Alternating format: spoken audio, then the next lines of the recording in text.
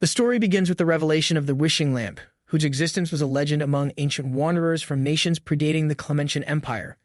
It was believed to manifest before those in dire need to fulfill their desires, with a plea to bring happiness to all. The scene then shifts to a burial site where a priest is heard expressing gratitude to the attendees for their presence at the service. On this day, he announces the two masters of the Atrina family have found eternal rest. As he speaks of Count Atrina's legacy, the narrative introduces a girl appearing confused and pondering her whereabouts, recalling that she was merely asleep in her bed at home just moments ago. Interrupting her thoughts, the priest declares his intention to read the eulogy and calls for the guests to gather.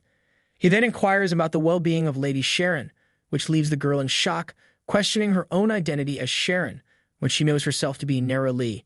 She reminisces about her life after university, how she lost her parents but managed to secure her own home by the age of 28, albeit a modest rooftop dwelling. She was celebrating her achievements with a simple meal and scrolling through her phone, exclaiming in joy. Nara recalls ending her day with a novel she was engrossed in, admiring the charismatic leads, except for a side character named Sharen. She fantasized about living a life of luxury like Sharen, the most beautiful person in the story with a wealthy background. If she were Sharen, she would live differently, but the realization dawns upon her that she might indeed be Sharen, leading her to believe that it must all be a dream. In the present moment, a maid addresses Sharen with concern, asking if she is all right. Sharen nervously assures her that she is fine. The maid, embracing Sharen, empathizes with her youth and the loss she must feel, promising to always be by her side. Sharen internally convinces herself that her current experience is merely a dream and that she will soon return home. The following day, Nara wakes up with a start, realizing with an internal scream that her situation is not a dream. She notices her hands are small, and she remembers that in the book, The Empress's Extravagant Outing, Sharen was a minor character who supported the Villainess and met a tragic end alongside her. Sharen Tort Von Atrina, as the sole daughter of Count Atrina, inherited a county at the young age of 8 after the unfortunate loss of her parents. She was also depicted as naive, easily swayed by her friend, the Villainess Carrel, whose schemes for the crown prince's affection led to their demise. Questioning the point of being transmigrated into the most beautiful and wealthiest woman in the story, if it meant facing an inevitable death, Nara laments the loss of her simple pleasures like her house, chicken, and beer. However, she quickly shifts her focus to preventing her foretold death, laughing off her initial shock and initiating the Carrel Reformation Project. She plans to raise Carrel properly to ensure she does not become the rude villainess of the novel. Duke Rattoni then addresses a woman named Diju, confirming her identity. He informs her that as Carrel's father, he will be present for the child's coming-of-age ceremony and offers the services of a lawyer from the dukedom or allows her to hire one independently. Diju, understanding she has full authority to hire the lawyer, reflects on her responsibility towards her younger sister, which she fulfilled by becoming her guardian. She then comments on the apparent business of the lady's uncle, suggesting a sense of neglect. Sharen was contemplating her situation and realized that she had not expected much from his grace in the first place. Her true objective was to win over Carrel, the future villainess. She knew she had to find a way to make Carrel fond of her. When Carrel Venice von Grattoni, the sole daughter of Duke Grattoni, appeared, Sharen greeted her politely, introducing herself. Observing this, a lady commented on Sharen's maturity and suggested that Carrel should greet Sharen as she had been taught. However, Carrel was reluctant to offer any courtesy to Sharen, feeling it would be a waste since Sharen had not greeted her properly. As Carrel was about to leave, Sharen questioned whether Carrel would be content with letting her starve. This caught Carrel off guard, prompting her to ask what Sharen meant. Sharen cleverly pointed out that if she didn't eat, Carrel would have to dine alone. She then subtly reminded Carrel to uphold the dignity of her family's name and to do things on her own. Despite Carrel's initial defiance, stating she didn't care, Sharen offered to join her for the meal, even suggesting she would cut Carrel's steak and they could enjoy reading stories while having fruit sherbets for dessert. Carrel hesitated, recalling Madame Vona's instruction that she must do everything herself and that she was not allowed to eat while reading. Sharen, however, proposed they could enjoy their meal and reading in secret. She then posed a question to Carrel, asking if she intended to be mean to her. After a moment of thought, Carrel admitted she was hungry. Sharen internally celebrated, confident that she had managed to persuade Carrel. She then invited Carrel to join her for the meal. Sharen was lost in thought, considering Carrel's potential to become a villainess but recognizing her still as a child. She was confident that she could influence Carrel positively by providing a nurturing home environment. Sharon's days began to center around Carrel, who became increasingly curious about her. Carrel inquired about the book Sharen was reading, puzzled by its thickness. Carrel's curiosity led her to question how Sharen could read such a complex book and whether she understood it all. Sharen assured her that she did, claiming to be more grown-up than Carrel. Carrel protested, pointing out that they were the same age and that Sharen's birthday came after hers. Sharen thought to herself that she was actually 28 years old. When Carrel saw Sharen with the book, she asked if Sharen was going to read to her. Sharen, holding the book, asked if Carrel wanted to read it. Carrel expressed a preference for listening to stories read aloud. Sharen knew Carrel wasn't being entirely truthful. She was aware that Carrel hadn't been able to read until she was 13 and had only learned from the Duchess how to complain, spend extravagantly, and throw fits. Sharen then encouraged Carrel to study with her, assuring her that learning words wasn't difficult. Carrel defensively claimed she knew how to read but admitted she could use some practice. Sharen noticed Carrel's endearing side and offered to read to her that day, suggesting that Carrel could read to her the next day. As Sharen read the story, she reached a part where the prince embraced the maid and proposed marriage. Carrel objected, recalling her mother's words that a maid could never become a queen. Sharen reminded her to just listen, as it was only a storybook. As the maid entered the room, she politely interrupted to announce that it was time for lunch. Sharen urged Carrel to join her, but Carrel was reluctant, questioning why Sharen wouldn't finish the book first. Sharen promised to continue the story after they had eaten and rested. Carrel, annoyed by the interruption, reprimanded the maid for disturbing her time with Sharen. Sharen took hold of Carrel's hand to stop her from lashing out at the maid, which led Carrel to question Sharen's actions. Carrel felt it was her right to punish the maid for the interruption, a sentiment that left Sharen questioning the reasoning behind such behavior. Carrel, sensing Sharen's disapproval, asked if she was angry. Sharen, avoiding further confrontation, suggested that the maid go ahead to the dining area. Carrel, confused by Sharen's reaction, sought clarification, to which Sharen inquired who had taught Carrel that it was acceptable to hit a maid over minor issues. Carrel admitted that her mother had instilled in her the belief that maids should be controlled with whips. When Sharen made Carrel realize the pain of being hit, Carrel was taken aback, having been taught that maids do not feel pain. Sharen corrected Carrel, emphasizing that maids, like anyone else, feel pain when hit. This revelation led Carrel to question her mother's teachings. Sharen, holding Carrel's cheek, insisted on Carrel's attention and understanding.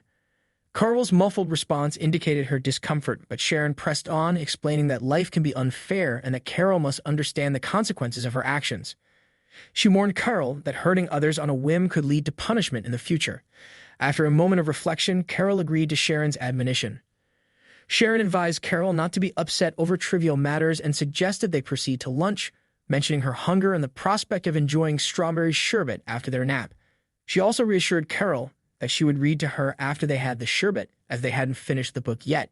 Carrel agreed to this arrangement. A month later, Diju observed Carrel's happiness and expressed her desire to see Sharen equally content.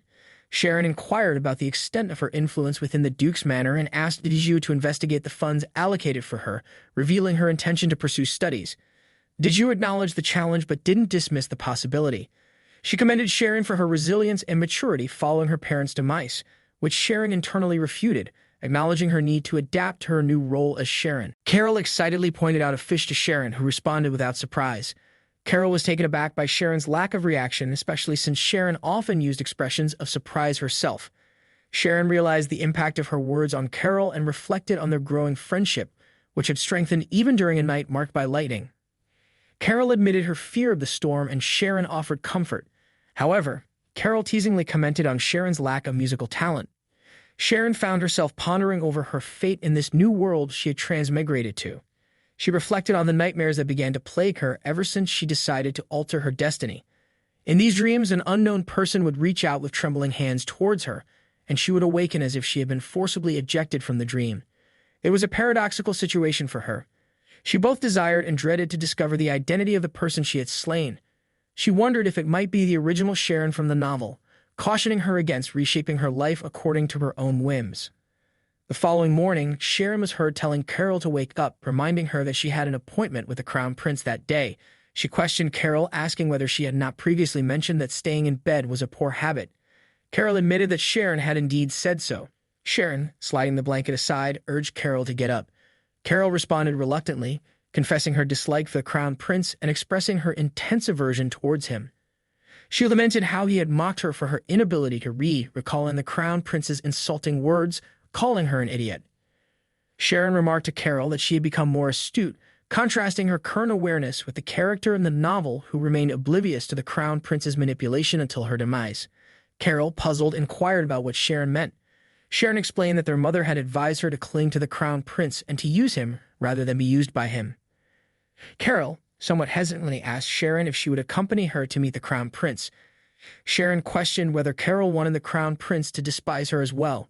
She then contemplated how troublesome that sounded.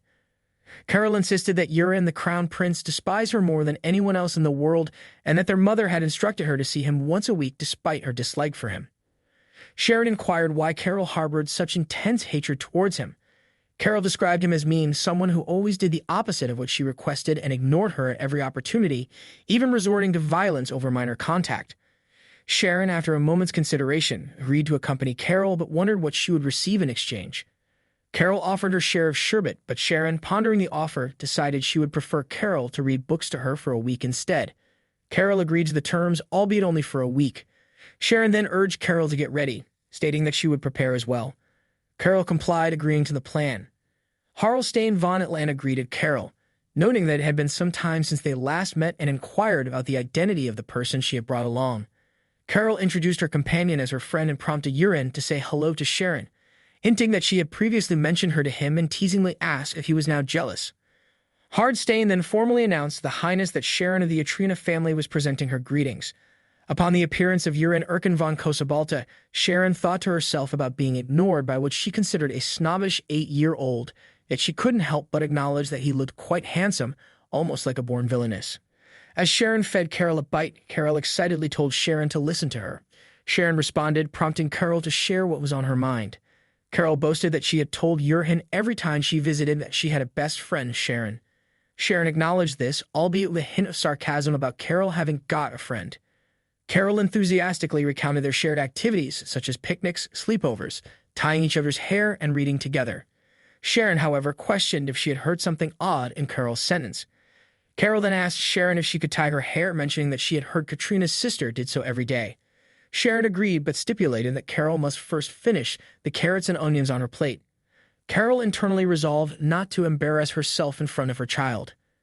Diju pointed out to Sharen that she had not yet learned to tie her own hair. Sharen, with confidence, asked Madame Diju to teach her. Diju, taken aback, questioned if she was being addressed. Sharen affirmed, stating that she was now 8 years old. Diju humorously remarked that Sharen did not appear to be 8, but agreed to go along with it. Sharen, determined, declared that she had finished all she needed to eat, while internally referring to someone as a whiny puppy. She then questioned whether Yurin was jealous of Carrel and if he tied his hair. Carrel, somewhat exasperated, clarified that Yurin was alone and mean, which naturally led to his jealousy, especially now that Carrel had Sharen. Carrel believed that Yurin was still jealous and sought Sharen's help with something. Sharen noted Carrel's newfound ability to ask for help as a significant evolution. When prompted, Carrel requested Sharen to accompany her to the palace from then on. Sharen, citing her busy schedule and need for naps, expressed her reluctance to move around too much. Carrel, insistent, expressed her desire to go with Sharen, explaining her fear of a scary woman she encountered every time she visited the palace, Yurin's mother. Carrel shared that Yurin had described his mother as the most pitiful person in the world, and that he felt the need to be understanding of her actions due to her illness. However, from Carrel's perspective, Yurin's mother was just frightening and always seemed angry. Sharen was contemplating and came to the conclusion that Carrel was merely acting, as she seemed too petulant to be genuinely frightened by a mere stare. Carrel, however, insisted that she was scared and claimed that the person in question was far more terrifying than her own mother. Sharen, albeit reluctantly, agreed to accompany Carrel. Upon entering the room, she addressed Madame Diju, inquiring whether the Duchess would be displeased with Sharen accompanying Carrel from then on. Diju reassured her that the Duchess had not been accompanying Lady Carrel for quite some time.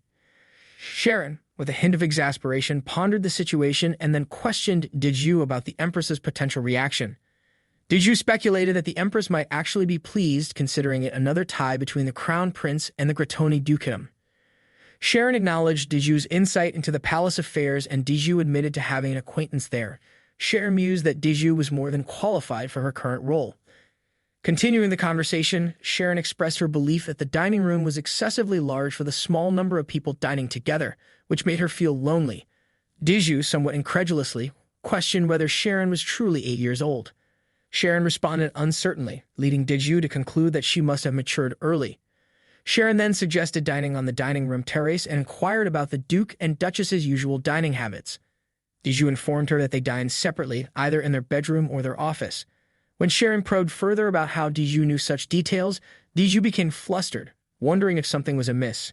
Sharen decided to let go of their mutual suspicions for the time being.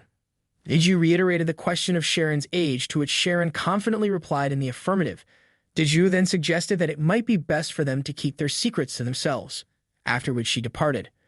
Sharen reflected on the relationship between an employer and an employee, acknowledging that it was detrimental for there to be continuous doubt when they needed to work closely together. She mused over the complexity of her identity, recognizing that she couldn't simply reveal to Madame Diju that she was both Sharen and not Sharen. They reached an understanding to not discuss their mutual doubts unless they found themselves on opposing sides. As Carrel and Sharen were traveling in the carriage, Sharen sought assurance about their decision. Carrel confidently affirmed that with Sharen by her side, she had nothing to fear.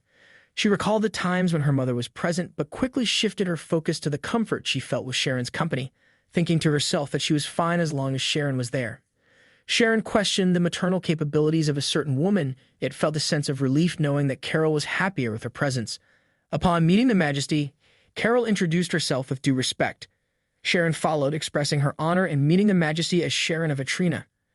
Yurin's mother expressed her pleasure at Sharen's visit and extended a warm invitation for her to visit the palace more often and to become friends with Yurin. Yurin himself expressed his hope to see Sharen more frequently. Sharen, in response, entrusted herself to the Highness's care. Yurin's mother then indicated her intention to depart, wishing the ladies a comfortable stay and questioning whether the Crown Prince could manage the situation. Yurin assured his mother of his capability to handle it. Carrel seemed to tease Yurin by commenting on his apparently joyful appearance. Yurin retorted, suggesting that Carrel was becoming less attractive with each passing day. Sharen observed their interaction, wondering about their behavior. Carrel accused Yurin of being friendless, which prompted Sharen to consider if their similar natures were the cause. Yurin turned the accusation back on Carrel, who declared that she had Sharen as a friend. Sharen, sensing tension, inquired if there was an issue, to which Yurin asked why Carrel had brought Sharen along. Carrel boasted that it was to make Yurin jealous, especially since Sharen had tied her hair that day. Yurin mocked Carrel's hair, likening it to a mop, which confused Carrel. When Yurin explained that a mop was made of strings of rags, Carrel insulted him in response. Sharen, shocked by Carrel's language, questioned where she had learned such words. Carrel, in a fit of anger, declared her hatred for both Sharen and Yurin, calling Yurin a brat. Sharen was taken aback by Carrel's outburst. Carrel tried to downplay the situation, claiming she hadn't bitten Yurin too hard and had only pretended to do so. Sharen decided that they would have a discussion once they returned to the manor. Yurin, upset, demanded not to be touched. Sharen was troubled by the presence of a woman she encountered every time she visited a certain place. This woman, who was Yurin's mother, had a stare that Sharen found frightening, and she noted that Yurin seemed to share this fear. Yurin had confided in Sharen that his mother was considered the most pitiable person in the world due to her illness, and that it was necessary to be understanding of her actions. However, Sharon's own observations led her to see the woman as simply terrifying and perpetually angry. Sharen questioned what the Empress had done to affect the child in such a way, noting that the book she had read did not mention any of this.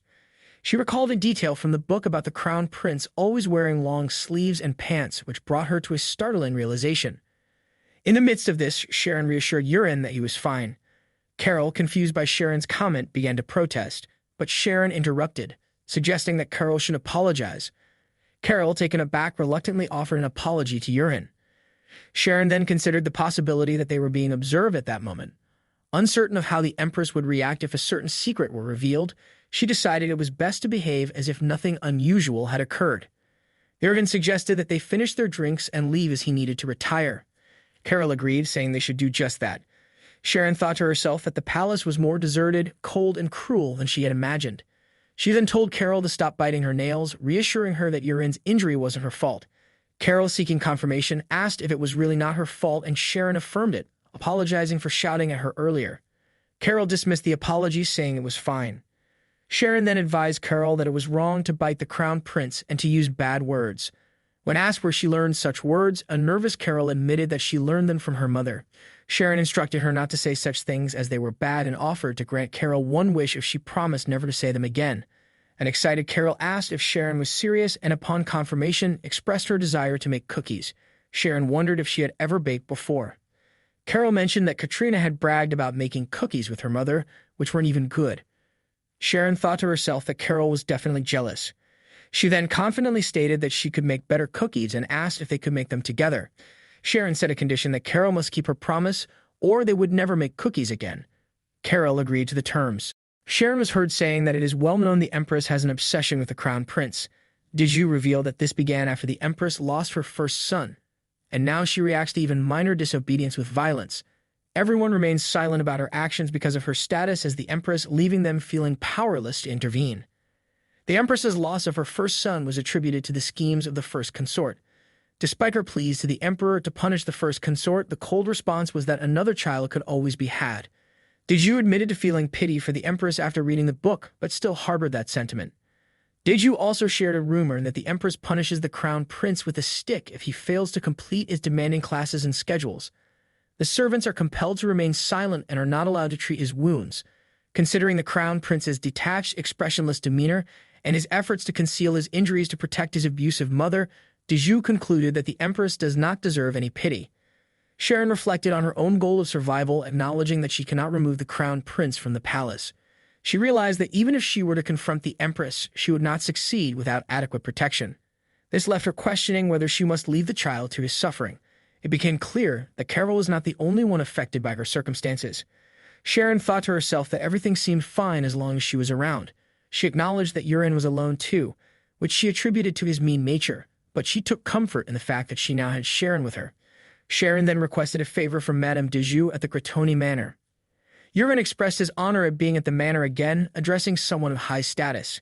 Sharen greeted Yurin and directed him to follow her. Carrel then pulled Yurin towards her, causing him to react in surprise. Carrel asked him to calm down as she applied medicine to his injury and inquired if it was painful. Yurin questioned the pain, and Carrel, crying, asked if all the injuries hurt and if he was in pain. Sharen, puzzled, asked why Carrel was crying. Carrel explained that she thought it was painful when she was flicked on the forehead, but realized that Yurin's pain was much greater. Sharen comforted Carrel, telling her not to cry. Yurin, addressing Carrel, questioned why they were both crying, reassuring them that he was all right and fine. Later at night, Sharen told someone to come to her when they needed her. Yurin asked how she found out about the secret tunnel connected to the Crown Prince's chambers, warning her that she could be arrested for using it. Sharen assured him that she might be slightly late but promised to be there. Yurin, somewhat perplexed by her actions, accepted her promise and introduced himself as Yurin, giving her permission to call him by his name. Sharen agreed and declared that she would treat him like a friend, expressing her desire to be good friends with Yurin. Yurin was relieved to be alone in the carriage, thankful that no one was there to report his flushed cheeks to his mother. He wondered if Carrel had found Sharen, regretting not meeting her first. A week later, Carrel questioned why the other two seemed more nervous than she was. Sharen informed Carrel that Her Majesty had left. Sharen reflected on not receiving any news for the past week and scolded herself for worrying unnecessarily. Yurin checked if Sharen was all right, to which Sharen responded by asking him to look at her when speaking. Yurin commented on Sharen's familiarity, prompting Sharen to remind him that she was 28 years old. She urged Yurin to stay on topic and confirm his well-being, and Yurin assured her that he was fine. Sharen then asked what they should do for the day, and Carrel mentioned their usual activities of sitting around, drinking tea, or reading books together. Sharen was interrupted by Carrel kicking her leg, leading Yurin to ask what they were doing. Carrel awkwardly explained it away as a joke between them. Sharen suggested reading another book, but both Carrel and Yurin quickly dismissed the idea. When Sharen asked what they wanted to do instead, Carrel and Yurin pondered for a moment. Eventually, they found themselves by the river, frustrated with their unsuccessful fishing attempts. Carrel didn't understand why she couldn't catch any fish, while Sharen admitted she never wanted to fish in the first place, preferring to make cookies instead. Tired, Sharen decided to take a nap and asked to be woken up when it was time to leave. Carrel texted Sharen, falling asleep again, admiring her beauty and comparing her to a princess. Yurin noted that Sharen was fast asleep, and Carrel affectionately likened Sharen to a cat. Yurin questioned the relevance of cats to sleeping, to which Carrel admitted her uncertainty, mentioning that it was something Madame Vona had said. Carrel then expressed her admiration for Sharen's beauty, claiming she was even prettier than her doll. Yurin, somewhat exasperated, asked Carrel why she was so clueless. Carrel, confused, asked about what he was referring. Yurin criticized Carrel for mentioning their frequent fights in front of Sharen. Carrel quickly warned Yurin not to do anything that Sharen wouldn't like, as she didn't want to be disliked by her. She insisted that if Yurin wanted to continue their quarrels, he should do so without involving her.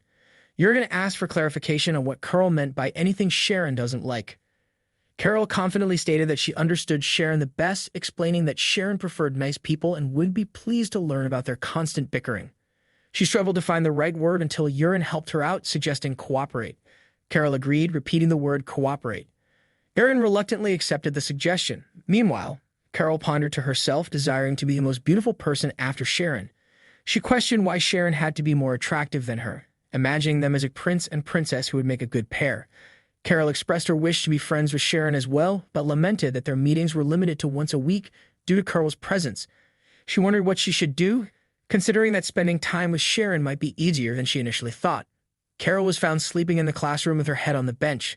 The teacher, trying to wake her up, expressed frustration at Carrel's attitude, announcing that there would be a test and everything taught that day needed to be memorized. Sharen, caught off guard, wondered why she was being implicated. Carrel blamed Sharen for the teacher's anger, complaining about her tiredness and dislike for history. Sharen retorted that history would dislike Carrel too, questioning her future prospects without education. Carrel, trying to change the subject, suggested visiting the candy shop after class since it ends early on test days. The teacher, however, declared an end to Carrel's freedom, setting a condition of getting 7 questions right on the test. Carrel, dismayed at the requirement, protested that it wasn't fair. Struggling with a particular part of the lesson, Carrel was told by the teacher to simply memorize that Duncan founded a country. Carrel expressed her difficulty in remembering and questioned the reason behind Duncan's actions. Sharen suspected Carrel was being deliberately difficult. Frustrated, Sharen stood up and yelled at Carrel to study on her own if she was going to keep complaining. Carrel called out the unfairness, to which Sharen responded by urging her to memorize everything, emphasizing the ease of memorization. Carrel, taken aback by Sharon's outbursts, accused her of screaming and declared her hatred for Sharen. Sharen reciprocated the sentiment. Sharen, upon noticing Dejeu, was taken aback, wondering how long she had been standing there. She lamented that her mature demeanor, which she had maintained all along, was now compromised. Dejeu, holding some snacks, expressed her surprise at finding the ladies in a quarrel, remarking on Sharon's childishness. Sharen felt her mature image was completely shattered. As she moved away, she thought to herself that she couldn't handle the situation any longer and needed some fresh air. Overhearing the conversation, she discovered that a certain brat was set to inherit a substantial fortune. The speakers plotted to escape the manor once they got their hands on the wealth, confident in their ability to deceive a young girl like Sharen. They planned to strip Carrel of everything when she turned 15, exploiting her vulnerability and her attachment to the crown prince, which stemmed from desperation and the absence of anything but love. Dejeu, noticing Sharon's pallor, inquired if something was wrong. Sharen internally resolved that Carrel would not lose anything, requested Dejeu to gather all possible information about the Duchess, from her acquaintances to her conversations and partners. Dejeu questioned the reason for this request, to which Sharen asked if Dejeu was on her side. Sharen considered that while Dejeu's identity was still a mystery, she was undoubtedly capable and could become a valuable ally. Dejeu reassured Sharen of her loyalty, stating that she was initially employed by Sharen's parents and then by Sharen herself, and she would never do anything to harm her. Sharen expressed her determination to transform the environment around Carrel and the crown prince to ensure the children could live in happiness. Dejeu, concerned for Sharen's own well-being, questioned her about her happiness, suggesting that neglecting oneself is not beneficial. Dejeu then offered to strive to make Sharen happy, promising to fulfill her wishes and urging her to live a happy life. Upon seeing the cookies, Sharen commented positively, to which Carrel proudly stated that she was the one who made them. Urin proposed that Sharen could live in the palace, citing her relation to Duke Gratoni and the likelihood of obtaining permission from his mother. Sharen declined the offer, prompting Urin to list the advantages of palace life, including better food and free clothes. Carrel interjected, claiming Sharen as her best friend, while Urin boasted of being superior. Carrel, tugging at Urin's hair, declared Sharen to be her friend, calling Urin a rude brat. Sharen intervened, calling for a stop to the altercation. Carrel refused to cease, and Sharen pleaded with both Urin and Carrel to calm down. Urin argued that Sharen would be better off living with him than with Carrel. Sharen, frustrated, warned that if the fighting continued, she would not remain friends with either of them. Both Carrel and Urin protested, claiming it was unfair, with Urin expressing his desire not to lose Sharen's friendship. Sharen reiterated her dislike for the situation, and Carrel and Urin glared at each other in anger. At the Gratoni Manor, Carrel noticed Sharen dozing off and questioned her. Sharen admitted to being tired, suggesting that napping is beneficial for growth and encouraging Carrel to sleep as well. Dejeu arrived, addressing Sharen with urgency. Carrel informed Dejeu that Sharen intended to sleep, but Dejeu insisted on the urgency of the situation, stating that the crown prince needed Sharen and that they must prepare to leave immediately. Carrel inquired where Sharen was heading and if she was going to see Urin. Sharen told Carrel she would return in 2 hours and asked if Carrel would be all right by herself. Carrel questioned why she couldn't accompany Sharen, to which Sharen replied that she couldn't. Carrel accepted this reluctantly. Sharen then proposed that if Carrel finished reading a certain material by the time she returned, he would allow Carrel to sleep over in her room for the night. As Sharen got out of the carriage, she asked if there was any medicine available and how severe the situation was, wondering if a doctor was needed. Diju reassured her that it shouldn't be too bad, mentioning that the Empress was careful not to cause too much harm for fear of others noticing. Sharen expressed concern about spies or others who might follow them, but Diju assured her that she had taken care of it.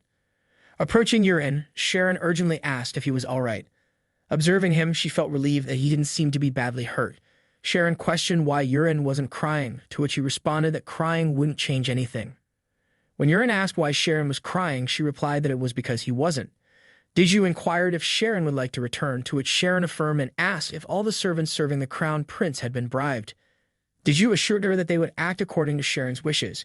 Sharen instructed Diju to tell the servants to be more vigilant regarding the crown prince's meals and health, as he would likely try to conceal his injuries from them. She also requested Diju to prepare medical bath products for him and wondered if this would be a challenge. Diju responded that nothing was difficult for her except for Sharen herself. Sharen pondered over her actions, doubting she had done anything particularly worrisome. She noted that Diju only showed concern for Carrel when taking her to social events, suspecting that Diju was merely pretending to be a good mother. Carrel offered something to eat to Yurin, who declined and suggested Carrel eat it instead. Sharen observed this exchange and thought it seemed like they had made up. The boy expressed confusion and fear over their behavior, recalling how they had been fighting fiercely just the previous month. He questioned if this was a secret and if the girl had told Sharen. The girl denied it, fearing the wrath of Yurin and Carrel. Harlstein commented on the apparent reconciliation between Yurin and Carrel, surprised that they could interact without hostility. Yurin reacted with shock, and Harlstein speculated if Yurin was being kind to Carrel because she was to be his future wife, which angered Yurin. Sharen internally remarked that they were perfect for each other, noting that it's common for children to reconcile after fights as they grow up. Diju presented Sharen with an item she had requested. Carrel, curious, asked what it was. Sharen explained that it was a sound crystal that records voices, recalling having seen her father use one. Diju elaborated that the sound crystal is activated by the owner's breath and is typically used for transmitting secret messages, but it could also be used for other purposes. She then asked Carrel if she wanted to record a song with her, which Carrel assumed was for her, but Sharen clarified it was for Yurin. Carrel questioned Sharen's decision to make something for Yurin, feeling left out. Sharen explained that it was because Yurin lacked a friend to have sleepovers with and encouraged Carrel to consider it a gift since they had reconciled.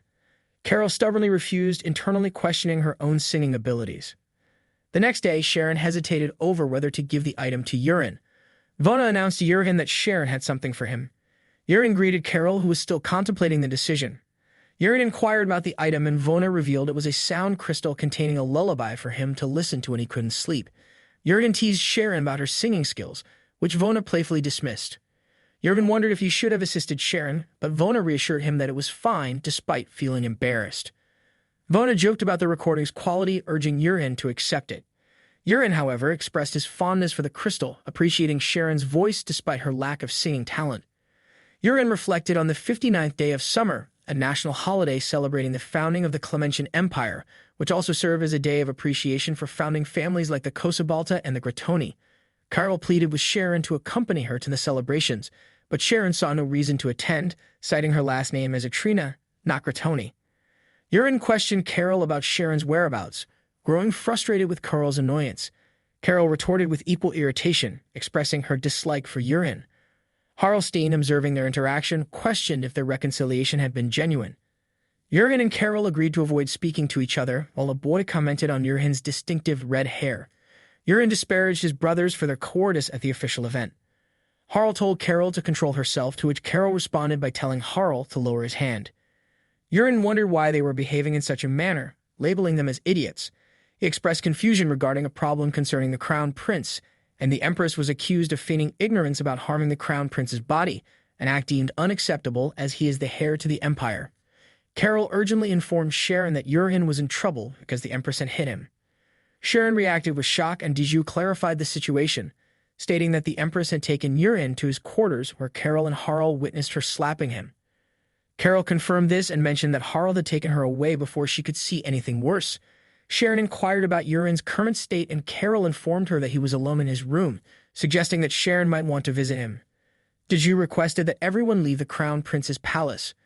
Diju then mentioned that it was ancient magic common in most palaces. Sharen expressed surprise at Diju's knowledge of it, and Diju urged her to go inside while she waited outside, advising her to be careful.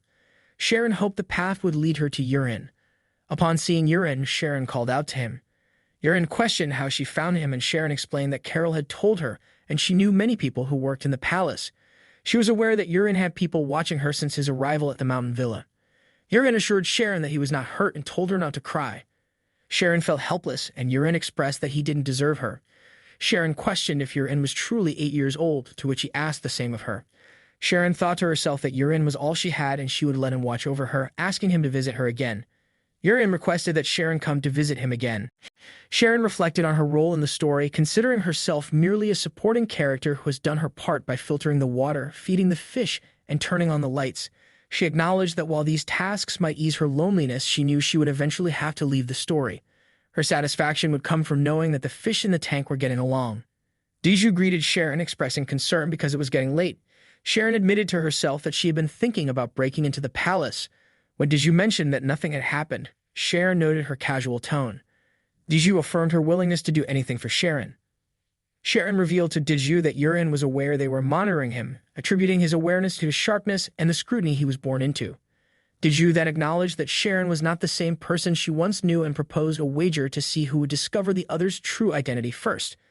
Sharen inquired about the stakes of the bet, to which Diju suggested that the winner's wish be granted. Sharen agreed to the terms of the wager. Carrel asked about the whereabouts of Her Majesty and why Yurin was there alone. Yurin replied that she said she wouldn't be attending anymore, thinking to himself that she's probably being cautious after the events of National Day. Carrel offered to share something with Yurin, who declined, saying he doesn't like sweets. Carrel was about to take them for herself, but Sharen asked her to give them to her instead. Sharen thought that although Yurin said he doesn't like sweets, he might want one on a bad day, so she suggested they still share with him just in case.